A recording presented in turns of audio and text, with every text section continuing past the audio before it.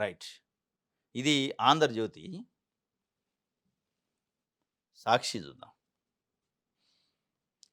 ఇగో బాబు ముఠా బార్ల దందా టీడీపీ సిండికేట్‌కు ఏకపక్షంగా అన్నింటిని కట్టబెట్టి కుట్ర. ఇతరులు దరఖాస్తు చేయకుండా అడ్డుకుంటున్న వైనం పోలీసులు బెదిరింపులు, టీడీపీ రౌడీల వేధింపులు. బాబు ముఠా బార్ల దందా, వైన్ల దందా, ఇసుక దందా ఇయన్నీ నడుస్తున్నాయి. మేము విలువలతో కూడిన రాజకీయం చేస్తాం. అవినీతిని నేను సహించనంటాడు చంద్రబాబు నాయుడు గారు. మరి ఈ దందా ఏంది? బార్ల కోసం బార్ల లైసెన్సులకు దరఖాస్తులు చేయమంటే ఎవరన్నా వాళ్ళకి కావాల్సిన మనుషులు తప్ప మిగతా వాళ్ళు లేస్తే అక్కడనే పని పడుతున్నారు. ఇది నడుస్తుంది. ఎంత గమ్మత్తుగా ఉంటదంటే నేను యూరియా పైన సమీక్ష చేసిండు చంద్రబాబు నాయుడు. అంతా అయిపోయిన తర్వాత. Black market జరగొద్దు. యూరియా పర్ఫెక్ట్‌గా అందాలని కఠిన చర్యలు తీసుకుంటా అంటాడు. అంతా అయిపోయిన తర్వాత. ఇప్పుడు ఈ బార్ల కోసం ఇప్పుడు కాదు నెల నుంచి హడావుడి. ఇస్తాం బార్లు రెడీగుండండి అందరూ రెడీ చేసి పెడతాండు.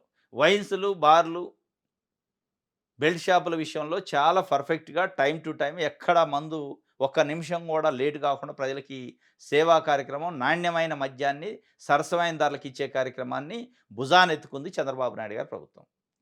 అదే నాణ్యమైన యూరియాని సరసమైన ధరలకు ఇచ్చే కార్యక్రమం చేయట్లే. డబ్బులు పెట్టి కొనుక్కుంటాం అంటే కూడా. ఇదనమాట ఈ దందా. ఈ బార్ల దందా నడుతుందట. దీనిపైన ఏం మాట్లాడరు. మనం ఆశించటం కూడా తప్పే. దీనిపైన 'ఆంధ్రజ్యోతి', 'ఈనాడు' పేపర్‌లో రాస్తదంటే రాయదు. మనం ఆశించొద్దు కూడా. ఇది ఈరోజు జరుగుతుంది. 840 846 బార్లకు దాదాపు 2000 రిజిస్ట్రేషన్లు. కానీ 7 రోజుల్లో వచ్చింది కేవలం 32 దరఖాస్తులే. చివరి 2 రోజుల్లో సిండికేట్ సభ్యులే దాఖలు చేసేలా స్కెచ్. మరింత లాభాలు, మార్జిన్లు, రాయితీలు పొందేందుకు పన్నాగం. వారితో ఇండెంట్ పెట్టించి ప్రభుత్వమే మద్యం కొనుగోలు చేసేలా వ్యూహం. ఇదే ఇదే పెద్ద స్కాము. 2014, 19 మధ్య దోపిడీకి మించి ఇప్పుడు కొల్లగొట్టేలా కుతంత్రం. అప్పట్లో ప్రివిలేజ్ ఫీజు రద్దుతో ఖజానాకు 200 కోట్లు గండి. ఎంఆర్‌పీ కంటే 20% అధిక ధరతో మరో 20,000 కోట్లు. ఈ కుంభకోణాన్ని ఆధారాలతో సహా నిగ్గు తేల్చిన సిఐడి. ఈ కేసులో ఇప్పటికీ బెయిల్‌పై ఉన్న చంద్రబాబు. ఇది మద్యం స్కాము, లిక్కర్ స్కామ్ అని రోజు చెబుతుంది ప్రభుత్వం. 5,200 కోట్ల రూపాయల లిక్కర్ స్కామ్ జరిగిందట 2014, 19 మధ్యలో.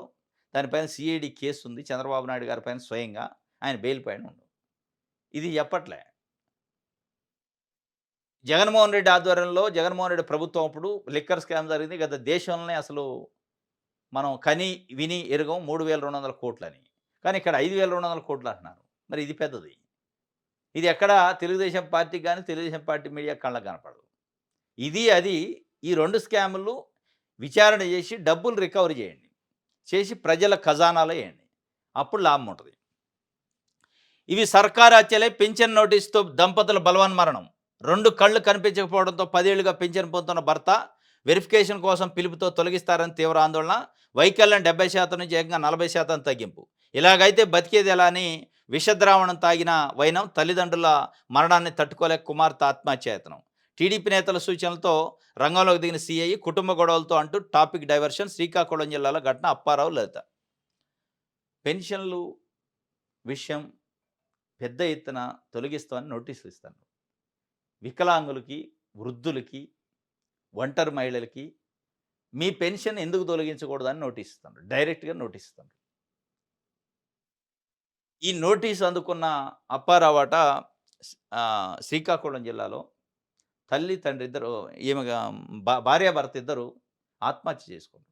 70% అంగవైకల్యం ఉండి దానికి సంబంధించిన పెన్షను గత కొన్ని సంవత్సరాలుగా తీసుకుంటుండు.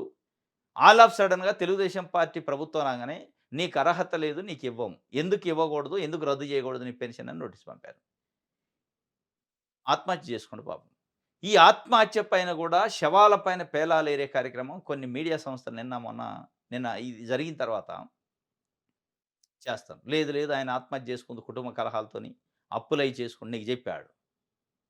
నోటీస్ ఇచ్చినా లేదా? పెన్షన్ తొలగిస్తామని నోటీస్ ఇచ్చారా లేదా? అంటే వాళ్ళ ఆత్మాభిమానం పైన దాడి చేస్తాను. అప్పులైనయట నీకు చెప్పినట్టు. అప్పుల పాలై చచ్చిపోయినట్టు. కుటుంబ కలహాలున్నాయని వీళ్ళే డిసైడ్ చేయటం. ఆంధ్రజ్యోతి అయితే ఇక కుటుంబ కలహాలున్నాయి, అయ్యున్నాయి, ఇయ్యున్నాయి, అట చచ్చిపోతే ఇట్లా అంటున్నారు అని చెప్పి. అంటే పెన్షన్ అసలు కారణమే కాదా? అంటే మీరు ఎందుకు ఈ బుకాయించే ప్రయత్నం, ఎందుకు వెనకేసుకొచ్చుకునే కార్యక్రమం? ఈ పెన్షన్లు తొలగించండి అనర్హులుంటే. అర్హులకి నోటీసులు పంపి వాళ్ళని తీవ్రంగా వేధిస్తే ఏందన్నట్టు ఇది? ఈ అర్హులు, అనర్హుల విషయంలో వందల, వేల ఎకరాలు ప్రభుత్వ భూమిని కొన్ని అనర్హ కంపెనీలకిచ్చారు. అర్హత లేని కంపెనీలకిచ్చారు. వాళ్ళకిస్తారా నోటీసులు మీరు? వాళ్ళకిచ్చి మీకు అర్హత లేదు, మీ భూమి గుంజుకుంటున్నాం అని గుంజుకునే దమ్ము, ధైర్యం ఉందా ఎవడికన్నా? ఉండదు. ఎందుకంటే వీళ్ళ లాలూచీ వ్యవహారాలు బయటపడతాయి. పేదోళ్ళు గదా! నోట్లో నాలుక లేని ప్రజలు కాబట్టి వాళ్ళకి నోటీసులిచ్చి తీవ్రంగా వేధిస్తాను. నువ్వు 4000 పెన్షన్ పెంచిందే గానీ, నానా రకాల తిప్పలు పెడుతున్నారు పెన్షనర్స్‌ని ఇప్పుడు.